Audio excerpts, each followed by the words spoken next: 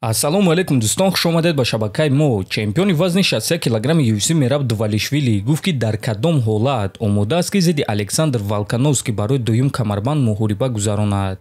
ма волкро ба муҳориба даъват кардан намехоҳам, чунки ман ӯро сахт эҳтиром мекунам. Мехоҳам ки ҳамаи таваҷҷӯҳи ман дар дивизиони худам бошад ва ман ният надорам ки нисбати ӯ ноэҳтиромӣ карда ба ӯ визов диҳам. Агар UFC ба ман ин муҳорибаро пешниҳод кунанд, пас ман розӣ мешавам, чунки ман ҷанговарам. Одатан UFC ба ман шартномаи муҳориба равон мекунанд ки дар он навишта шудааст: ту бояд ки бо ин ҷанговар ҷангӣ. Барои ҳамин ман ба волк визов доданӣ нестам, аммо агар ки ин муҳориба ба UFC дар кор бошад, пас рафтем, гуфтааст Дувалишвили. Ва дӯстон, чӣ гуна ки мебинем акнун, Мераб зид нест ки барои дуюм камарбанд бо Александр Волконовский муҳориба гузаронад, агар ки UFC ин чизро хоҳанд, чунки худи Мераб аз рӯи эҳтиром ба волк визов додан намехоҳад. Шахсоне ки хунукзадагӣ доред, зуд пешоб мекунед, пас ширкати шифофармо ба шумо ин асали гиёҳӣ бо номи паҳлавонро тавсия медиҳанд, ки ҳамаи ин мушкилиҳоро бартараф мекунад. Ҳамчунин ин асал тестостерони шуморо баланд карда гардиши хунро хуб мекунад ва аз ҳама муҳим, ин асал танҳо аз гиёҳҳои табиӣ тайёр шудааст ва дар таркибаш ягон гуна химикат надорад. Барои заказ кардани ин асал ё барои маълумоти бештар ба рақамҳои дар рӯи экран буда занг занед ва мутахассисони ширкати шифофармо дар ҳамаи саволҳои шумо ҷавоб дода, ин асалро ба ҳама шаҳрҳои Русия ва Тоҷикистон доставка мекунанд.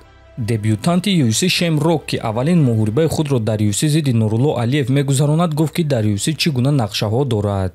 Ман ният дорам ки вазни сабуки UFC-ро аз сари нав зинда гардонида ӯро боз бузург гардонам. Аммо ин ҷанговарон пир шуда истоданд. Ренато Майкано, Бенил Дариуш ба монанди Порие бояд ки карьераҳои худро ба анҷом расонанд. Чарлз Оливера низ пир шуда истодааст. Ман хуни навам ва ман ба ин ҷо барои боз вазни сабукро зинда кардан ва шавқовар кардан омадам ва ин шӯхӣ нест. Барои ҳамин ба ман ҷанговарони машҳурро диҳед. Ба ман муҳорибаҳои калон ташкил кунед. Ман бошум шоу ташкил карда корҳои доимӣ мекардагии худро мекунам. Дар якум раунд рақибро шикаст додан, гуфтааст Рок. Ногуфта намонад ки муҳориба байни Нурулло Алиев ва Шем Рок аллакай рӯзи 22 ноябр дар Қатар дар турнири UFC Fight Night баргузор мегардад ва дар вазни сабук, яъне 70 килограмм мегузарад. Барои Шем Рок ин аввалин муҳориба дар ташкилоти UFC хоҳад шуд ва чӣ гуна ки мебинем ӯ ният дорад ки рақибони худро дар якум раунд шикаст диҳад. Ба фикри шумо ӯ зидди Нурулло Алиев ин корро карда метавонад ё Нурулло ӯро манъ мекунад ва ҳамин гуна ҳама Шем Рокро фаромӯш мекунанд?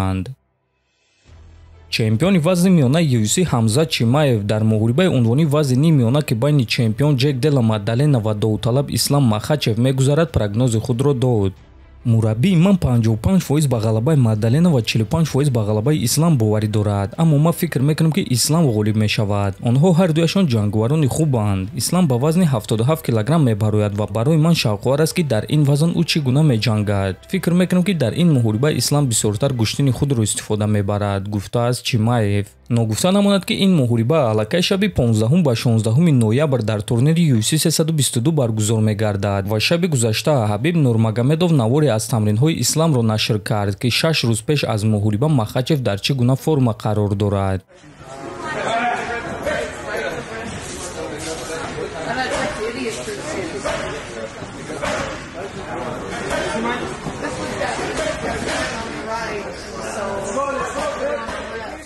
акнун дӯстон, дар пеш мо шуморо медиа конференсия, пресс-конференсия, маросими вазнкашии охирон муҳорибаи рӯбарӯ ва худи муҳориба интизор аст. Барои ҳамин ҳатман дар YouTube канали мо обуна шавед, то ин ки аз ҳама хабарҳои нави ҷаҳони MMA якум шуда бохабар бошед. То боздид, хонободу сарбаланд бошед.